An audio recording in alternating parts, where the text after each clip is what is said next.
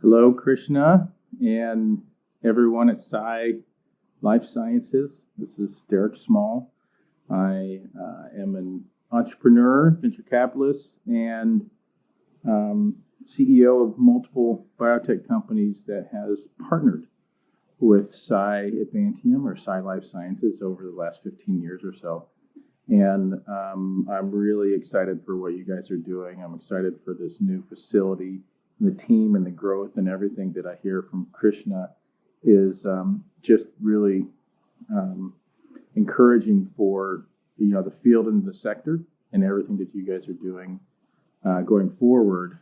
But to share a little bit about the past, in the last 15 years, I've been really fortunate to have Sai as a partner with multiple products now, going back 15 years ago, starting up and taking risks together on new products and new companies.